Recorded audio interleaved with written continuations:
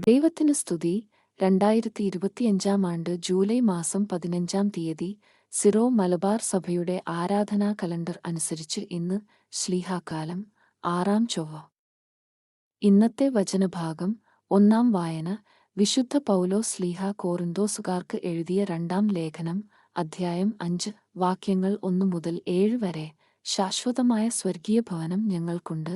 ഞങ്ങൾ വസിക്കുന്ന ഭൗമിക ഭവനം നശിച്ചുപോകുമെങ്കിലും കരങ്ങളാൽ നിർമ്മിതമല്ലാത്തതും ശാശ്വതവും ദൈവത്തിൽ നിന്നുള്ളതുമായ സ്വർഗീയ ഭവനം ഞങ്ങൾക്കുണ്ടെന്നു ഞങ്ങൾ അറിയുന്നു.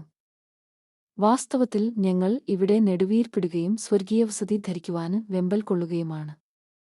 അതു ധരിക്കുമ്പോൾ ഞങ്ങൾ നഗ്നരായി കാണപ്പെടുകയില്ല. ഈ കൂടാരത്തിൽ ആയിരിക്കുമ്പോൾ തന്നെയും ഞങ്ങൾ ഉത്കണ്ഠാകുലരായി നെടുവീർപ്പിടുന്നു.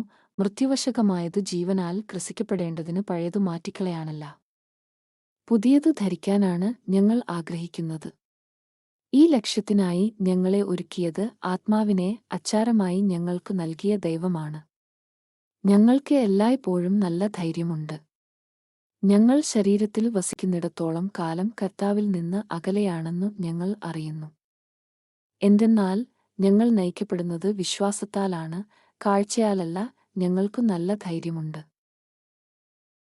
വിശുദ്ധ മർക്കോസ് അറിയിച്ച നമ്മുടെ കർത്താവീശോ മിശിഹായുടെ പരിശുദ്ധ സുവിശേഷം. അധ്യായം 4, വാക്യം 21 മുതൽ 25 വരെ. ദീപം മറച്ചുവയ്ക്കരുത്. അവൻ അവരോട് പറഞ്ഞു, വിളക്കു കൊണ്ടുവരുന്നത് പറയുടെ കീഴിലോ കട്ടിലിന്റെ അടിയിലോ വയ്ക്കാനാണോ? പീഠത്തിന്മേൽ വയ്ക്കാനല്ലേ? വെളിപ്പെടുത്തപ്പെടാതെ മറഞ്ഞിരിക്കുന്ന ഒന്നുമില്ല, വെളിച്ചത്തു വരാതെ രഹസ്യമായിരിക്കുന്നതും ഒന്നുമില്ല. കേൾക്കാൻ ചെവിയുള്ളവൻ കേൾക്കട്ടെ.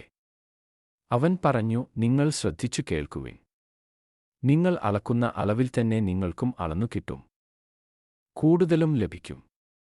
ഉള്ളവന് നൽകപ്പെടും, ഇല്ലാത്തവനിൽ നിന്ന് ഉള്ളതുപോലും എടുക്കപ്പെടും. ദൈവവചനമാണ് നമ്മൾ ശ്രവിച്ചത്. നമ്മുടെ കർത്താവായ മിശിഹായ്ക്ക് സ്തുതി.